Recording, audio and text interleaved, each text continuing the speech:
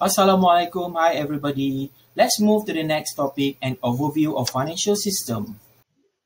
Function of financial market perform as the essential economic functions of channeling funds from household, firms and government that have surplus funds by spending less than their income to those who have a shortage funds because they wish to spend more than their income.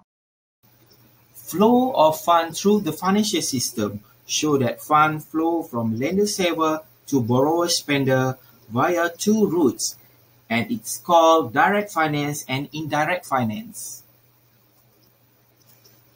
The direct finance, in which borrower borrow funds directly from financial market by selling security, and indirect finance, in which a financial intermediaries borrow funds from lender-saver and then use these funds to make loans to borrowers and spenders. Now we can see why financial markets have such an important function in economy. It allows funds to move from people who lack productive investment opportunities to people who do. Financial markets are critical for producing an efficient allocations of capital, which contribute to higher productions and efficiency for overall economy.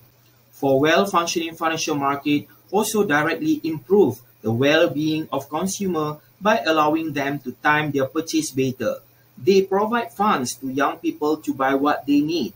Financial markets that are operating efficiently improve the economic welfare of everyone in society. For the structures of financial markets, there are four types of markets under it, namely debt and equity market, primary and secondary market, exchange and over-the-counter market, money, and the capital market. Debt and equity market. There are two ways to obtain funds in financial market. The first one is debt.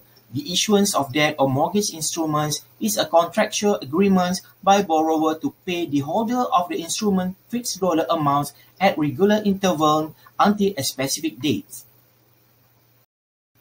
The second one is equity. The issuance of equity, such as common stock, which are claimed to share in the net income, and the assets of the business often make a periodic payments to their holder, considered as a long-term security because they have no maturity. Primary and secondary market. Primary market is the place where the new issue of securities such as bonds or a stock are sold to initial buyer by the corporations or government agency borrowing funds, not well known to the public because its sellings behind a closed door. The second market, called secondary market, where the place the security that has been previously issued can be resold. The other examples of this market is like forex market, future market, and option market. The other market called exchange market, where buyer and sellers of securities or their broker or agent meet in one central locations to conduct trades. The other market called over-the-counter market, where dealers at different locations who have an inventory of security stand ready to buy or sell security over the counter to anyone who comes to them and is willing to accept their price. Dealers are in contact with a computer and know the price set by others. Both markets are lies under secondary market.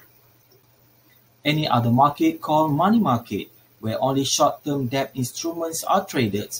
For money market security, usually widely traded and more liquid. Capital market, where long-term debt instruments and equity instruments are traded.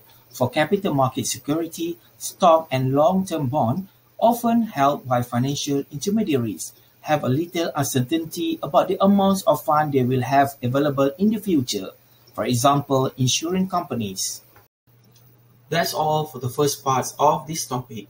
Hope you enjoy and understand, guys. We see you again in the second part.